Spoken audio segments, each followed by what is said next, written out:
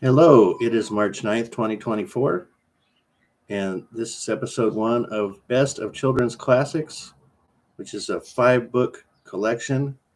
And I just completed the first book, which is The Wizard of Oz by L. Frank Baum or Baum, however you say his name. So there will be four other episodes as time progresses as I read the other books. But this book was very good. It's 200 pages even, and it's got some really interesting pictures in it. And I don't want to real spoil them all for you, but let's see if I can find one. This this one is especially weird looking, crazy looking scarecrow being carried by a stork. Anyway, there's a lot of pictures in here that are pretty scary. The images you get from like carnivals and clowns and things of that kind of nature that pop into your head. This is what these pictures look like. Um, there's like a picture every 5 to 10 pages or so. So you get quite a lot of good art out of this book, in addition to a great story. It varies. I'm going to say it different. I'm not going to say it varies greatly from the movie because about two-thirds of the movie is pretty true to the book. But then there are some parts that are slightly changed, and then there's a lot of major omissions. So you could look up some videos. I don't want to go into all the details about what's different in this because it'll mess it up for you if you read it. But I'm going to give you themes more than anything.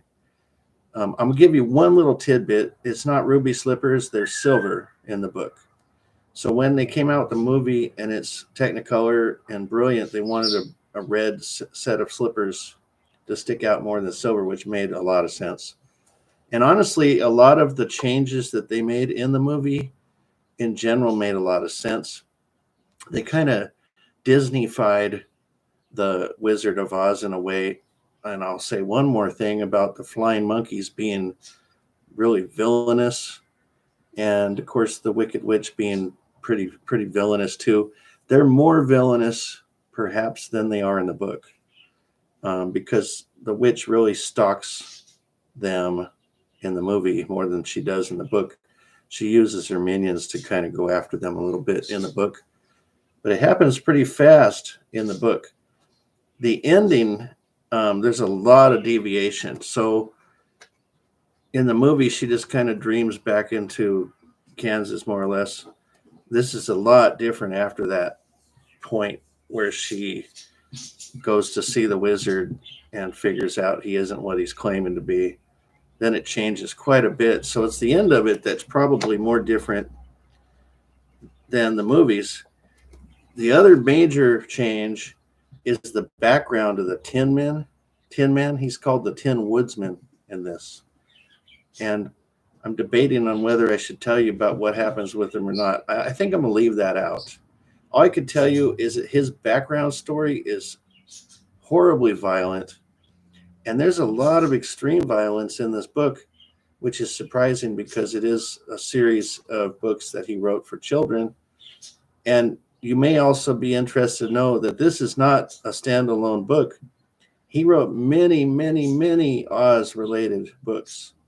And I was quite tempted to start reading them, but there's so many of them that once you go down that rabbit hole, you better be committed because there's a lot of them. This was way before the movie, and the children actually, after he quit writing the Wizard of Oz books, they wrote in mass to him, begging him to keep going, and he listened and continued. Um, and I think they even had some that were after he passed, so posthumous releases of books. So you could really, really go on and on. I'm not sure what else happens in Oz, or if it happens in Kansas after this or what, but it would be worth reading it if you like children's stories and are really into the Wizard of Oz. It's worth probably going down the rabbit hole and reading a whole bunch of his books because it's not just a one and done. If you're a collector of Oz related things, you probably want to get the whole book series and read them. But as far as the journey that they have, there is a lot of violence that occurs, and the Tin Woodman's axe does a lot of damage. The lion does some damage. And I'll say one more thing about that. The lion is not a man, he is an actual lion. So there's a little difference for you. In general, it was fun. Some of those excerpts are horrifying, the violence that occurs in it, and it's kind of off-putting a little bit, but you still walk away liking the book. I mean, because like I said, the parts that were faithfully left in the movie, you understand why everybody loves Wizard of Oz, because they are brilliant.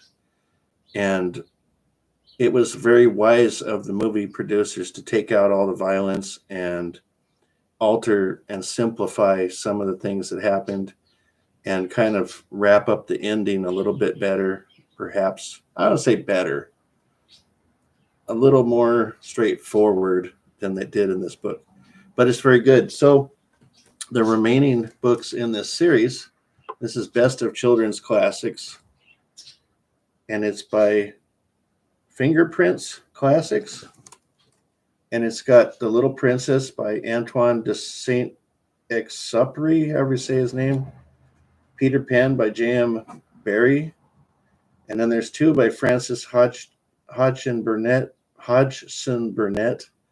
It's The Secret Garden and A Little Princess. So I will be reading these in the future.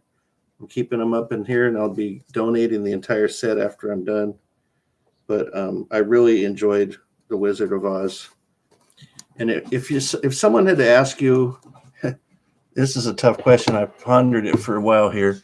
If you enjoyed, or see, there's two ways to look at it. Someone could say, is the book better than the movie?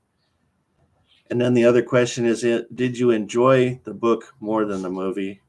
So they're two separate questions, and I'm going to evaluate each one in my own mind here. So is the book better than the movie? I don't think so. I mean, the fact is that he originated the entire thing, and his ideas were brilliant. So you can't have the movie without the book, but they did improve, I believe, on it by exaggerating the danger like that and Disneyfying it, almost like Phantasmic or something like that. It made it more up and down, perhaps, than in the book. Even though the book had a lot of violent episodes and things, that was how they achieved it in the book, was these extreme violence attacks kind of deals. And they altered it in the movie to be more peril that doesn't really result in fatalities so much. And I think that was more palatable and more enjoyable, perceived violence as opposed to real violence. So, yeah, the movie, I think, is superior. And then the next question, did you enjoy the book more than the movie? I mean, I could argue that you're going to get people in both camps on that question. But I think the movie is such a classic with the use of color and everything that they did. There's a thing in the Emerald City where it's quite different than what you get out of the movie. Everything is green. And I'm not going to tell you why, but everything is green. So that was quite interesting. Some of the ideas, just because you haven't seen them after you watch the movie, if you watch the movie first, some of the ideas in the book might be better. So you could enjoy some of those ideas better. I'd probably call that a tie. I probably enjoyed the book as much as the movie, if that's possible. If it isn't possible, then maybe the book is just a sliver less than the movie. But nonetheless, if you enjoy that movie, which most everybody does, you should read the book. It's not like, do you recommend it? You should read the book. That's what I would say. It's easy. It's 200 pages. It's got brilliant artwork in it. It's got quite varied stories that are interesting. And you sit there and go, wow, this is the guy that created the whole premise and how they changed it. And it was a very satisfying read.